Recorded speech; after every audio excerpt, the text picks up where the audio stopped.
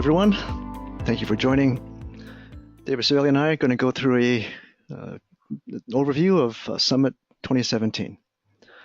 My name is Brian Inuma. Our company is Strategic Systems Group. We are a Los Angeles-based IT consulting firm and experts in enterprise resource planning.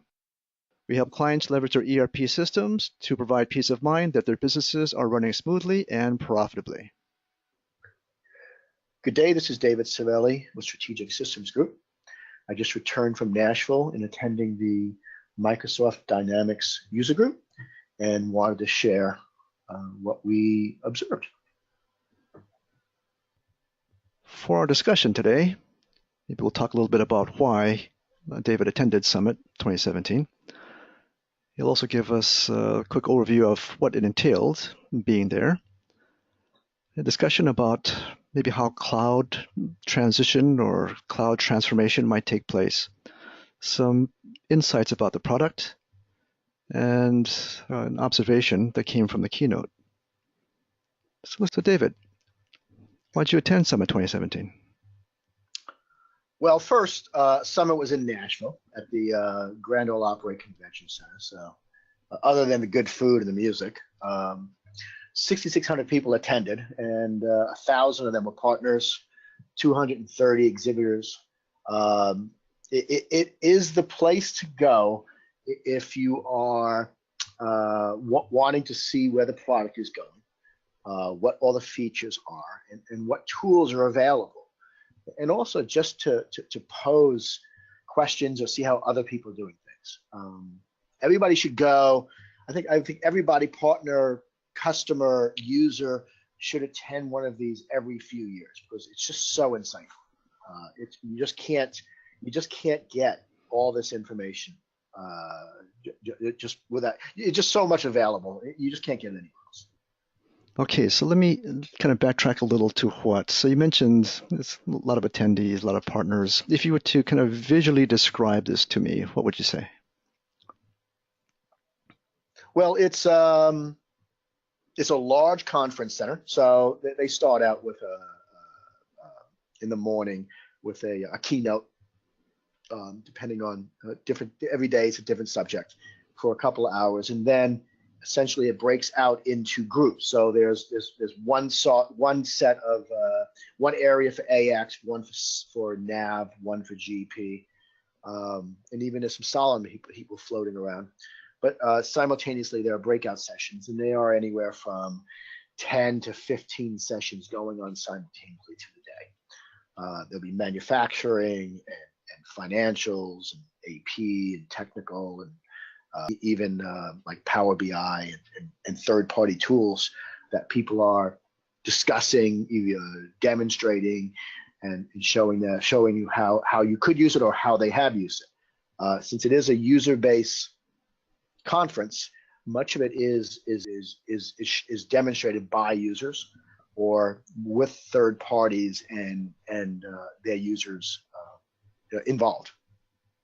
One other opportunity also is that Microsoft gives application classes and certification for the first few days. So while the conference went from Wednesday to Friday, on Monday, there are classes going on that people will go and attend, and then at the end of it, actually get certified in the class. So if you want to become an expert in financial closing or AP or manufacturing, you can attend these classes the first few days. They're 8 hours a day. They're really intensive. But if you need to come up in a hurry on something, it's the place to go.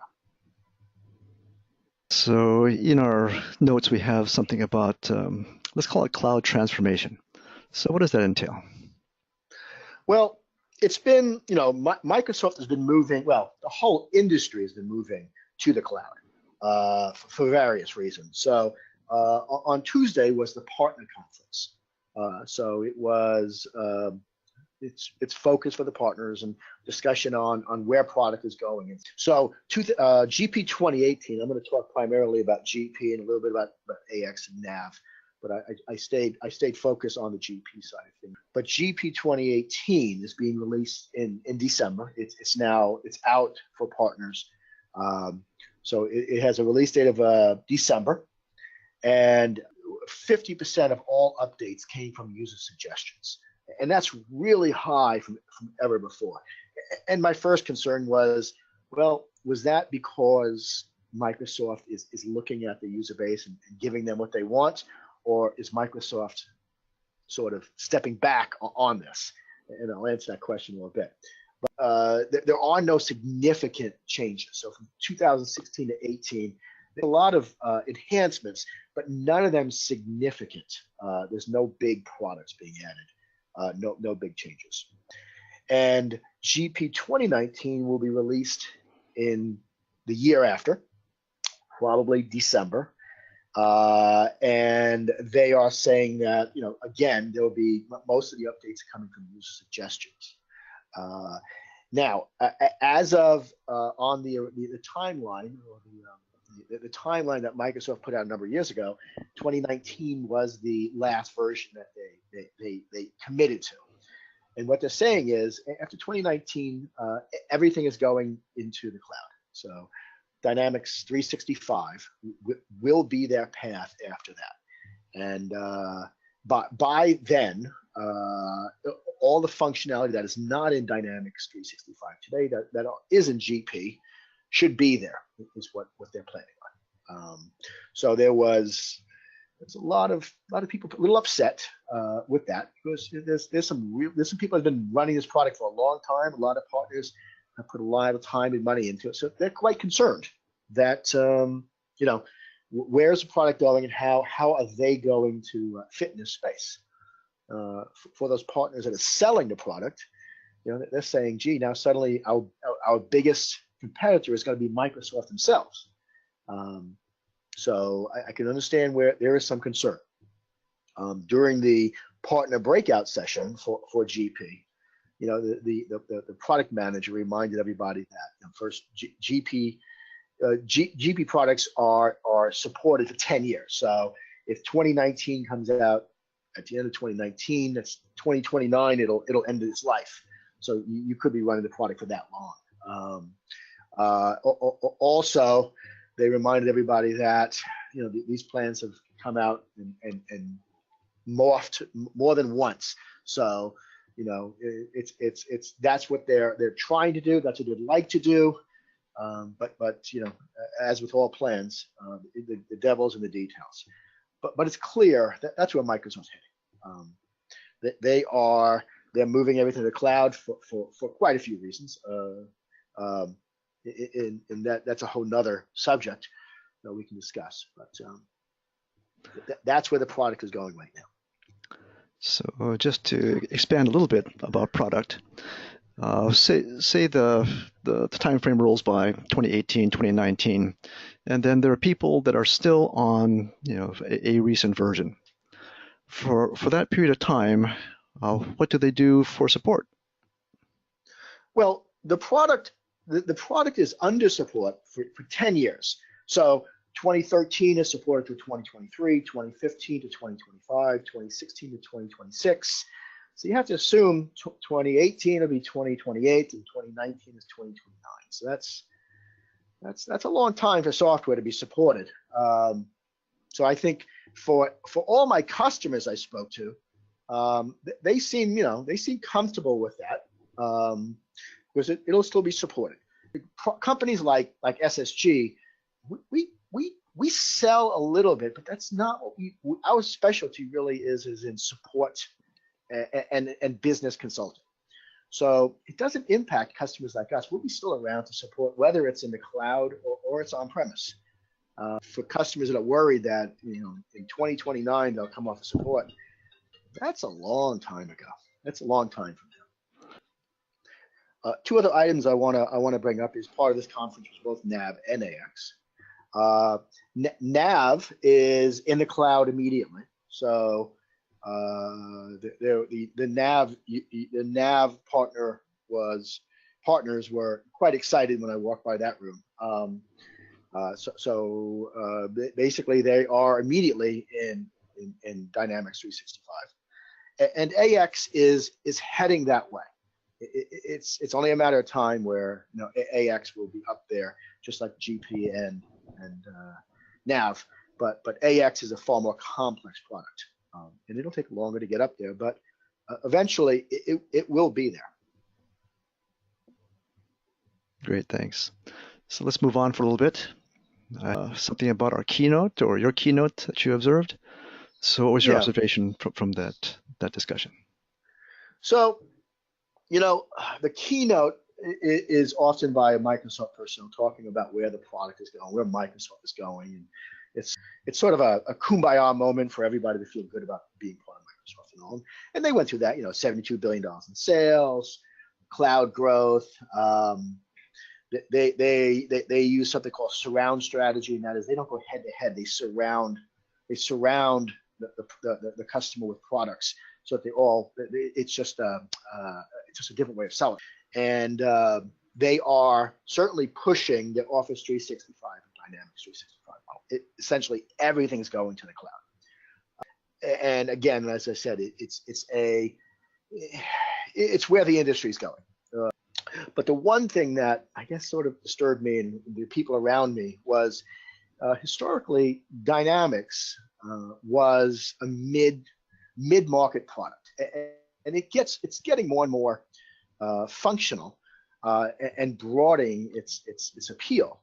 But this conference and this keynote, 2 days of keynotes, and everything around it, it did not feel like that at all. It was for the mid-market.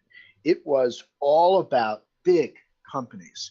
It was as if they were focusing their only competitor was Salesforce, and not any of the smaller products, which historically they compete against very well.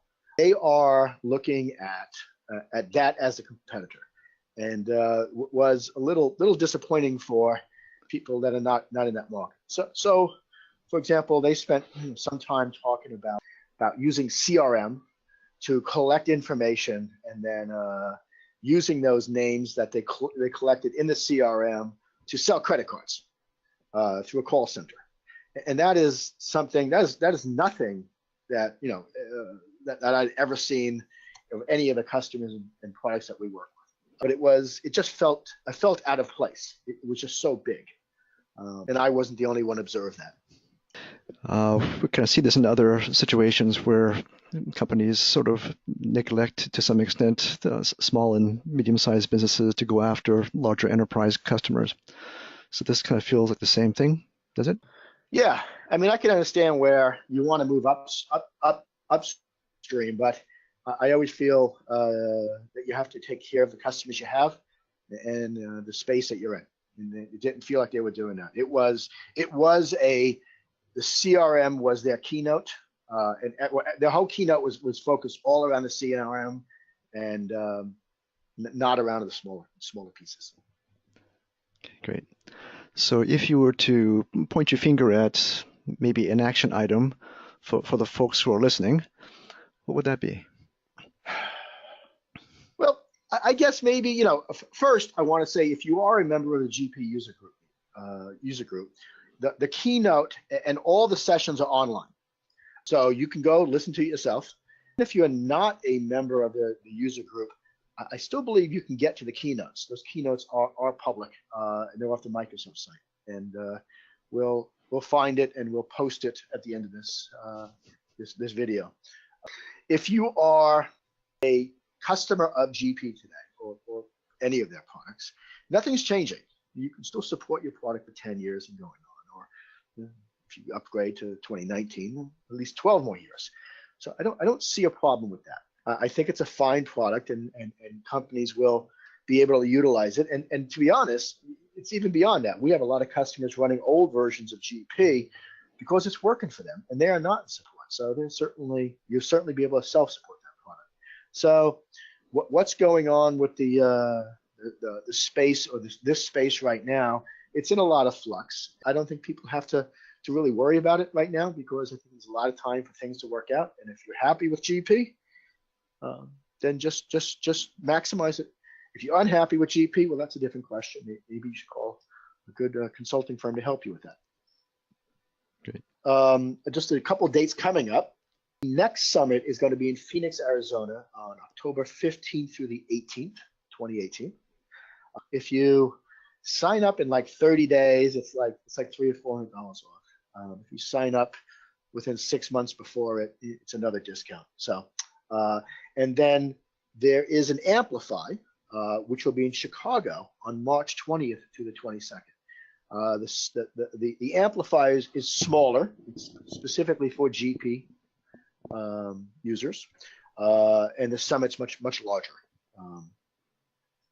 So if people had questions about Summit or things in general about GP, how did they contact you? If you have any more questions, please feel free to reach out to myself or Brian, and we'll leave the phone number and email address at the end of this recording. Great, David. This is helpful. And thank you to everyone who joined today. Hope it was of some value to you. Again, our thanks, and make it a great day.